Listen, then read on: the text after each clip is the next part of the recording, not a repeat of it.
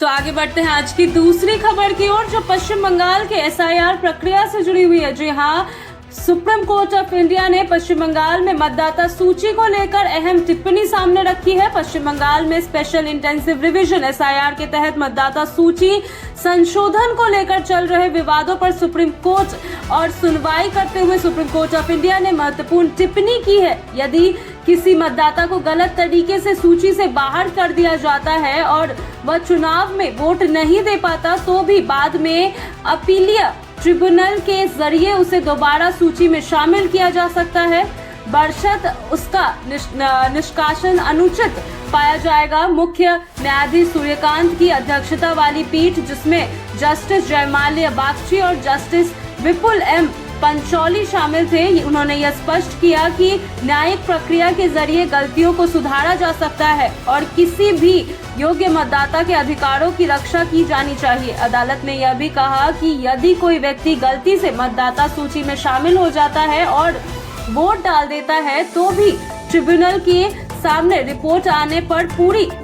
Cleaning प्रक्रिया को तत्कालिक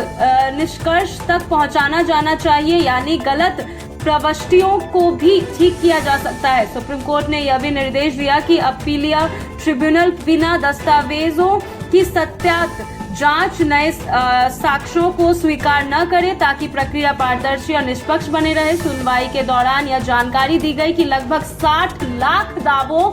और आपत्तियों में से 47 लाख मामले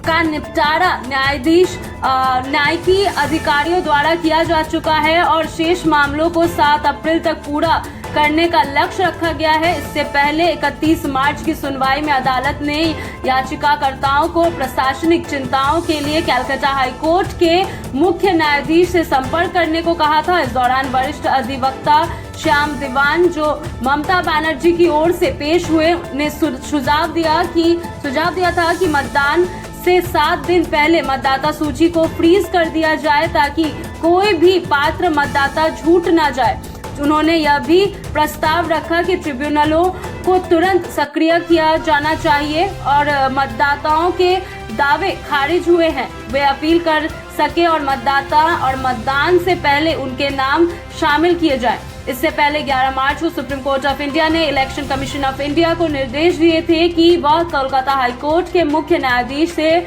परामर्श से पूरे मुख्य न्यायाधीशों और कुछ हाई कोर्ट जजों को अपील ट्रिब्यूनल के रूप में नियुक्त करने के लिए अधिसूचना जारी करे। अदालत ने कहा था कि ट्रिब्यूनल उन लोगों की अपील सुनेगा जिनमें नाम मतदाता सूची में शामिल करने के दावे न्यायिक अधिकारियों ने खारिज कर दिए हैं। इस पूरे मामले में सुप्रीम कोर्ट का रुख यह संकेत देता है कि चुनाव प्रक्रिया में पारदर्शी बनाए रखने